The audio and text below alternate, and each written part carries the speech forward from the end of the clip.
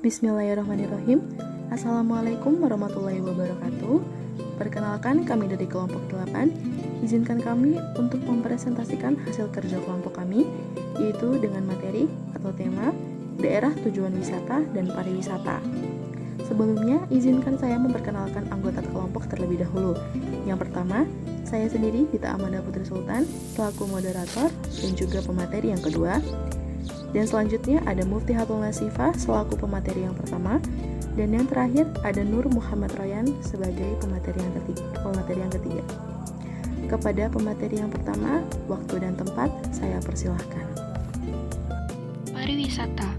Pariwisata adalah pergerakan sementara dari manusia ke tempat tujuan di luar tempat tinggalnya dan di luar kantornya yang biasa. Aktivitas yang dilakukan selama dia tinggal di tempat tujuannya, dan fasilitas yang diperlukan adalah untuk memenuhi kebutuhannya. Menurut Yuti, 1996 menjelaskan bahwa pariwisata adalah suatu perjalanan yang dilakukan untuk sementara waktu, yang diselenggarakan dari suatu tempat ke tempat lain, dengan maksud bukan untuk usaha atau mencari nafkah di tempat yang dikunjungi, tetapi semata-mata untuk menikmati perjalanan tersebut guna bertamasya dan rekreasi atau untuk memenuhi keinginan yang beraneka ragam. Jadi dapat disimpulkan bahwa pariwisata yaitu suatu perjalanan terencana yang dilaksanakan secara individu atau kelompok dari suatu tempat ke tempat lain dengan tujuan untuk mendapatkan kepuasan dan kesenangan. Lalu pengembangan pariwisata. Pengembangan pariwisata ini harus dilakukan dengan pendekatan multidisiplin untuk mencapai daerah tujuan wisata. Diperlukan pembangunan infrastruktur dan fasilitas yang dibutuhkan oleh wisatawan. Lalu pengembangan daerah tujuan wisata dalam supply dan demand. Perlunya setiap daerah tujuan wisata menerapkan segmen wisata yang akan dicapai. Sudah jelas, maka perlu dikaji apakah kebutuhan dari segmen wisata tersebut, sehingga wisata tersebut akan memunculkan demand. Dengan demikian, maka untuk mengembangkan daerah tujuan wisata tersebut dapat diidentifikasikan supply yang dibutuhkan oleh wisatawan. Bismillahirrahmanirrahim. Di sini saya akan menjelaskan mengenai aspek-aspek psikologis terkait dengan pariwisata. Aspek yang pertama yaitu mengenai persepsi terhadap tujuan atau tempat pariwisata itu sendiri. Nah, ternyata persepsi ini penting banget. Kenapa? Karena persepsi atau pandangan, jika kita memiliki persepsi yang baik, maka kita juga akan mendapatkan hal yang baik. Tapi jika kita memiliki persepsi yang tidak baik, maka yang kita dapatkan pun hal yang tidak baik. Seperti bagaimana cara pandang kita, bagaimana kita memandang sebuah tempat wisata. Kalau kita memandang sebuah tempat wisata itu dengan baik, maka apa yang diberikan dari tempat wisata itu pun akan baik kepada kita. Yang kedua, aspek kepercayaan akan tempat pariwisata yang akan dituju. Nah, kepercayaan ini hadir karena adanya persepsi yang baik. Jika persepsi yang baik itu timbul, maka kita akan percaya dengan tempat pariwisata tersebut. Nah, dari situ timbul rasa kepercayaan, maka kita juga akan sering ke tempat pariwisata itu dan juga untuk meramaikan dan memberitahu kepada orang-orang bahwa tempat ini adalah tempat yang bisa dipercaya untuk kita liburan atau mungkin yang lainnya.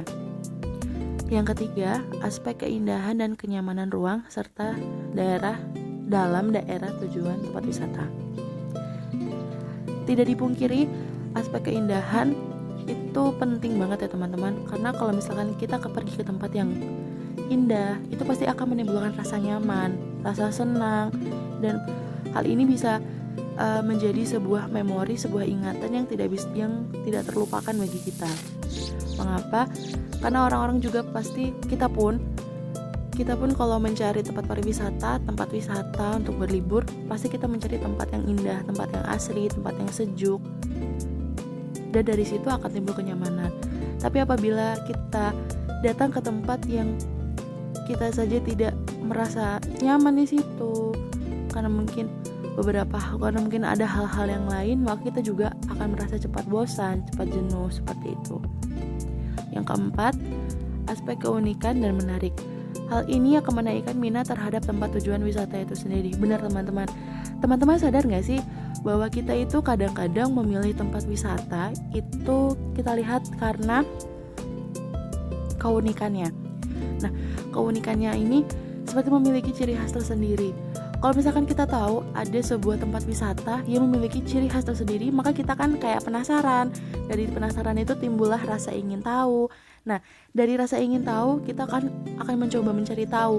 Oh, ternyata tempat pariwisata itu seperti ini, dan seperti ini. Dari situlah maka akan timbul rasa ingin kita ke tempat itu. Dan dari situ kita akan pergi ke tempat itu dan melihat, wah ternyata tempat wisata ini tuh menarik. Nah, dari hal ini yang akan menaikkan minat para wisatawan untuk pergi ke tempat wisata itu sendiri. Selanjutnya, ada pun beberapa aspek lain yaitu kompleksitas. Nah, aspek kompleksitas ini kayak hubungan timbal balik antara masyarakat, wisatawan, dan juga tempat pariwisata itu sendiri. Apabila ketiga ini memiliki hubungan yang baik, maka tidak dipungkiri hal yang dihasilkan pun akan baik, seperti itu. Yang kedua, keunikan dan mengejutkan. Hampir sama kayak aspek yang sebelumnya, itu mengapa seharusnya tempat wisata itu memang juga harus memiliki keunikan, ciri khas, dan mungkin hal-hal yang belum pernah kita tahu atau out of the box. Jadi karena itu yang akan menarik minat para wisatawan untuk datang ke tempat tersebut. Keterbaharuan. Nah, keterbaharuan ini juga penting teman-teman untuk tempat wisata. Mengapa? Kalau misalkan kita datang ke tempat wisata, tapi tempat wisata itu monoton atau mungkin sudah lama dan tidak ada pembaharuan apapun, maka minatnya kan akan menjadi kecil. Minat wisatawan untuk datang ke tempat itu kecil, dan bahkan wisatawan itu mungkin tidak mau datang ke tempat itu lagi. Tapi apabila sebuah tempat wisata memiliki keterbaharuan terkait dengan wisatanya itu, atau mungkin hal-hal yang lain, atau mungkin menyangkut dengan teknologi, sistem, atau segalanya, atau segala macamnya, maka itu akan mengangkat minat para wisatawan untuk datang ke tempat wisata itu. Nah, selanjutnya ialah ruang yang lapang. Nah, benar banget teman-teman.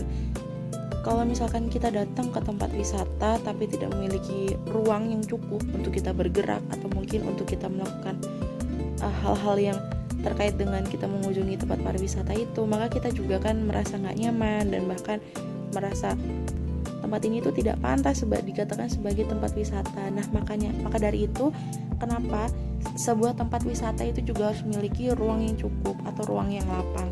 Karena pasti yang pertama akan mengundang minat wisata yang banyak, jadi banyak pengunjung. Kalau misalkan ruang yang dimiliki tidak cukup untuk menampung banyak orang, maka kita juga akan merasa nggak nyaman, merasa nggak senang kayak gitu.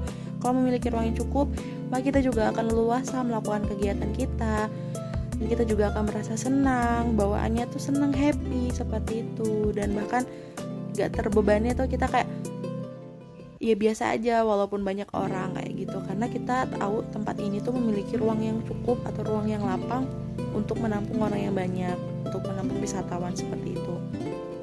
Dan aspek yang terakhir yaitu indah dan nyaman.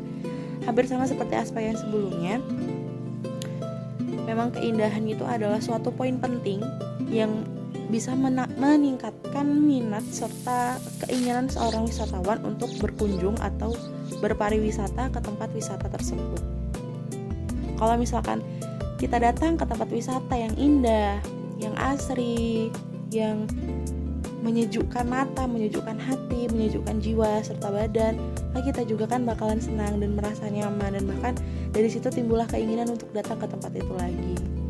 Sekian dari saya, selanjutnya akan dilanjutkan oleh materi yang ketiga. Assalamualaikum warahmatullahi wabarakatuh. Saya akan melanjutkan materi selanjutnya, yaitu berjudul aplikasi psikologi lingkungan pada daerah tujuan wisata. Yang pertama ada kreativitas. Untuk kreativitas sendiri merupakan perencanaan dari tujuan daerah wisata sehingga objek wisata dapat membuat wisatawan yang melihat akan merasa takjub dengan daerah tujuan wisata yang dituju. Objek wisata alam yang daya tariknya bersumber pada keindahan sumber daya alam dan menjadi produk andalan wisata itu adalah sangat bergantung pada pengelolaannya, teman-teman. Pengelolaan sumber daya wisata itu tidak hanya memanfaatkan sumber daya tersebut, tetapi perlu upaya keterpaduan dalam penataan terhadap lingkungan sekitarnya, terus pemeliharaan keberadaan dan keindahan, terus pengawasan, pengendalian dan pemulihan terhadap keindahan yang dimiliki oleh sumber daya tersebut, teman-teman. Kemudian ada diferensiasi dan indigenous. Diferensiasi pengembangan daerah tujuan wisata harus mampu membedakan antara satu tempat wisata dengan tempat wisata yang lain. Dalam hal ini tentu kita harus mengenal potensi yang terkandung di dalam daerah tersebut. Contohnya seperti negara kita Indonesia dengan negara tetangga Singapura. Negara Indonesia mempunyai kekayaan alam yang melimpah dari segi laut, pegunungan, dan masih banyak juga hutan yang sifatnya alami untuk dipandang oleh mata. Nah, ketika potensi ini bisa diolah dengan kreativitas yang cukup, maka terciptalah ruang lingkup wisata yang sangat menarik perhatian wisatawan. Disinilah potensi yang harus dikembangkan. Kemudian untuk Singapura sendiri mempunyai keterbatasan untuk pengelolaan tempat wisata yang terkait dengan alam, sehingga kebijakan negara Singapura dalam ruang lingkup wisata itu menggunakan tempat wisata buatan dan lebih modern tentunya, teman-teman. Kemudian indigenous sendiri adalah potensi yang terkandung dalam daerah tertentu yang masih mempunyai keaslian keindahan alam, sehingga dapat digali potensi ini oleh budaya asli daerah tersebut. Contohnya seperti di daerah saya sendiri. Di daerah saya sendiri, teman-teman itu mempunyai air terjun asli dari alam. Dengan adanya air terjun ini, masyarakat setempat mempunyai ide kreatif untuk mempercantik lokasi air terjun ini, karena masyarakat setempat ini menyadari bahwa air terjun ini mempunyai potensi yang sangat besar. Kemudian green psychology. Untuk green psychology sendiri yaitu sebagai pengembang ilmu psikologi yang membahas interaksi manusia dengan lingkungan fisik. Nah, terutama terkait dengan kondisi bumi saat ini yang sudah mengalami krisis.